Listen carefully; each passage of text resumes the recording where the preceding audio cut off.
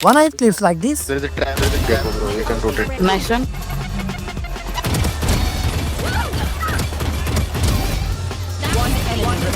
Good job. Then this video is for you. Hello guys, it's me Afnan, your 60 years Immortal player here. Today, I'm giving you my personal 8 movement tips that help me dominate higher elo, even on a 60 Hz setup. Tip 1. Peeking. Peeking is one of the most important parts of movement, so pay attention. There are 3 main things you need to work on to get better at peeking. Pressing the wrong keys while peeking, peeking enemies the wrong way, dry peeking without info. Pressing the wrong keys while peeking. A lot of players mess this up. They use all the keys like WASD while peeking. The right way is to use only A and D, like this.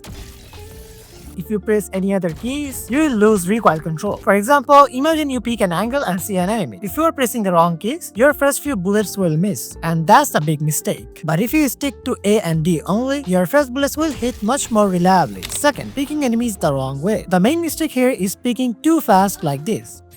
If you do this, you're basically giving the enemy a free kill. Instead, you should peek slowly and don't overexpose yourself. You can also mix in other picking methods. For example, if you know the enemy's exact location and you are confident in your aim, go for a wide swing.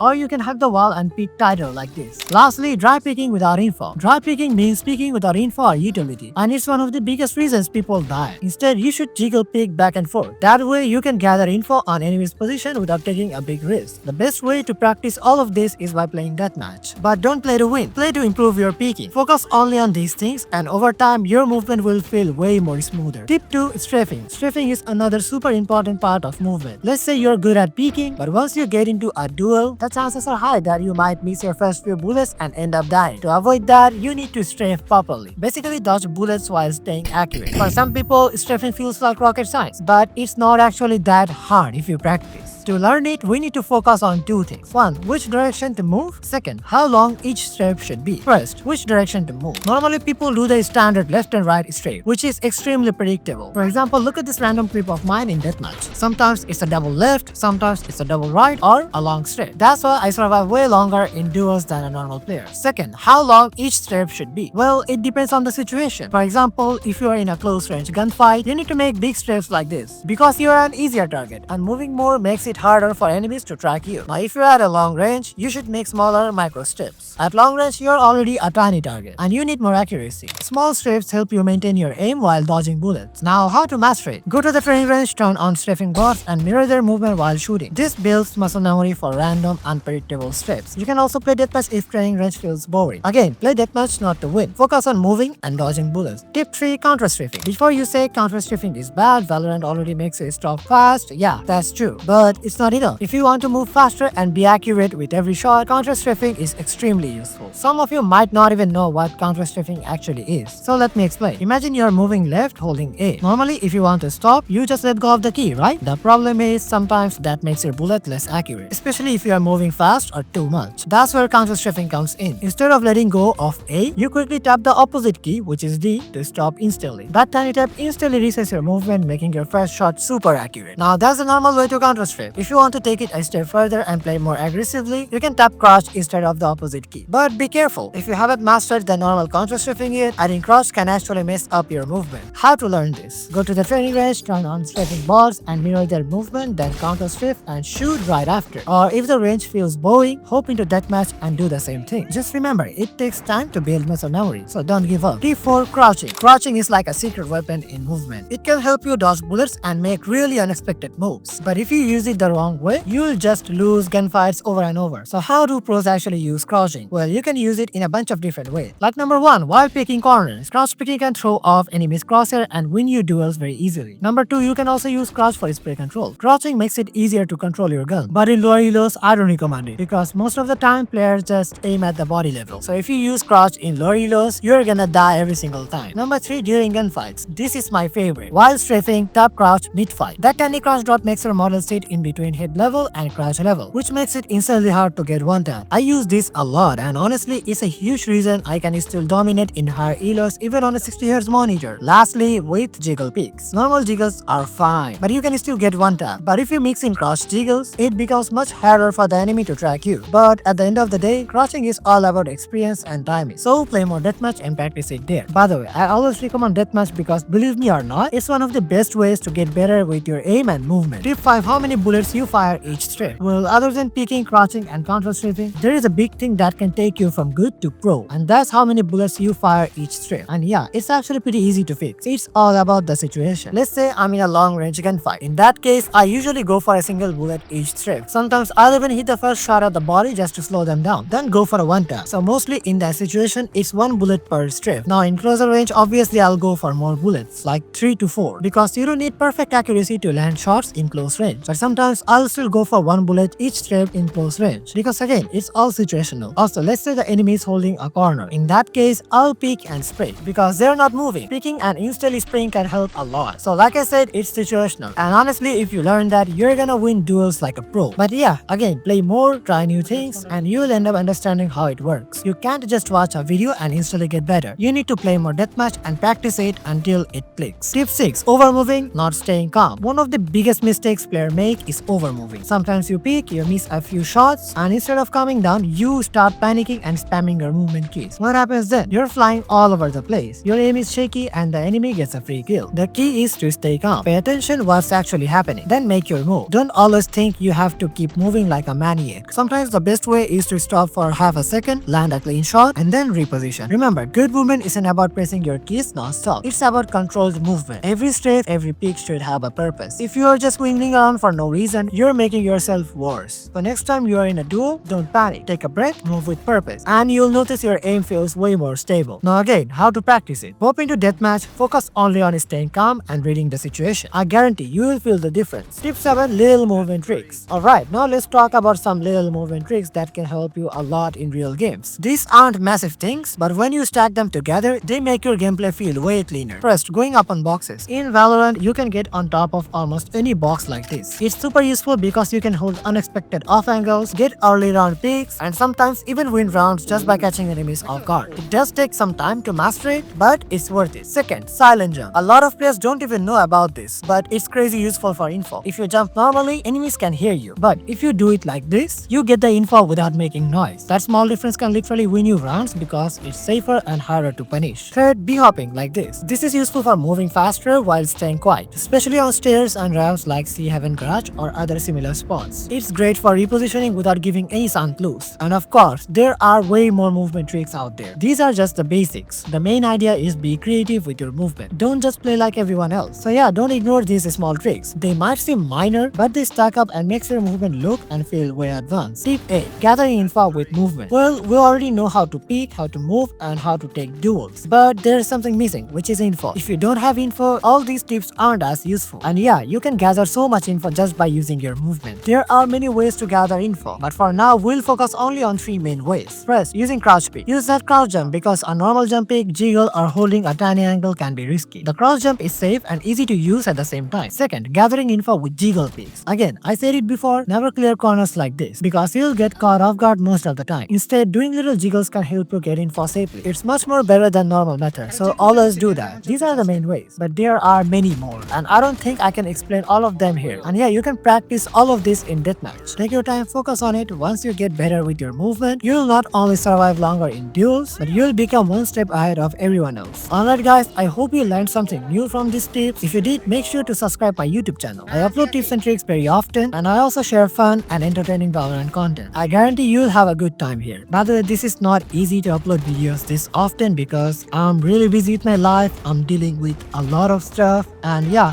life is tough. And I'm trying, I'm just trying. But yeah, you guys are so nice. You guys are giving so much support. So I'll never give up and I'll keep uploading for you all. Love you all, and yeah, I'll see you in the next video.